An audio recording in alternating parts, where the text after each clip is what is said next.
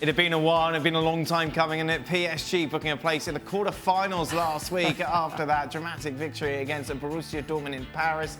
Of course, something they failed to do on the last 3 occasions in Europe. Julian Laurent, obviously we learned before that you were at Anfield, so how did you follow this? How did you react to this with your PSG ways?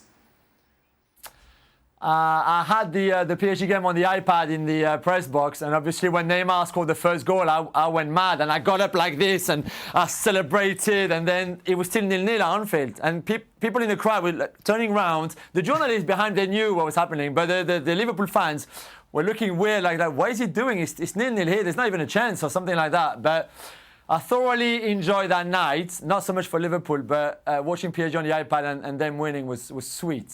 We had Frank Leboeuf eating some humble pie when it came to Neymar. I imagine he hasn't been the only one over the last few days. Yeah, that's right. And I think it's not so much the performance that he put in, because I think we expect there was expectations for him to deliver. Finally, let's not forget that the last 2 seasons he never played the last 16-second leg because he was injured in both games against United last season and against Real Madrid the season before that. This time he was there, and I think the club and his teammates, the fans, wanted him to qualify the team. In many respects, he did that. But it's also the passion that he showed, the communion with the players and also with the fans at the end. That showed that he likes the club, he likes being there. And I think there was a lot of people in France that maybe didn't really believe it before the game, or that he could do it, or that he would feel that way had they qualified. And everybody knows that they haven't won anything. It's only the last 16, but I think this game, especially for him, it meant a lot for him because of what happened the last 2 seasons and because of what people have been saying about him.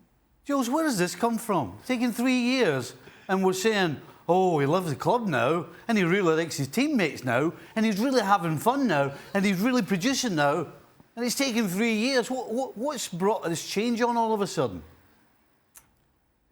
You're right. I mean, I don't know why, because for me, it should have never been like this. There should never be having something that made him change that way. I think from the day he wanted to leave Barca, and let's not forget, he's the one who called PSG to say, I want to come to you. It's not the other way around. So he initiated that move, and then he got it and he was not happy. Or Paris was not good enough, or the weather is not good enough, the nightclubs are not good enough, or the league is not good enough, and this and that. And there was always something. And then obviously he got injured the first season. Second season, same story again. Then he tried to move and tried to leave in the summer, and now suddenly Paris is much better, the city is much better, he's having more fun, people are nicer with him, and all that kind of thing. I don't really know what the turning point was. So when the wind, fact is, right now, he seems genuinely happy. In a couple of weeks, when the wind blows off the Atlantic to the left, it might change again, basically, right?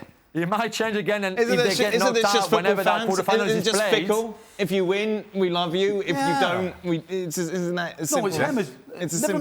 Never mind football fans, it's him. If he wins and he scores a goal, it's all me. I'm the happiest man alive. Yeah. When it all goes wrong, I need to get out of here.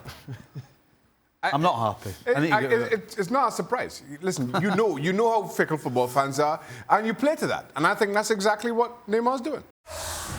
Well, thank you very much for watching ESPN on YouTube. For more sports highlights and analysis, be sure to download the ESPN app. And for live streaming, premium content, and let's not forget as well, ESPN FC 7 days a week. Subscribe to ESPN+.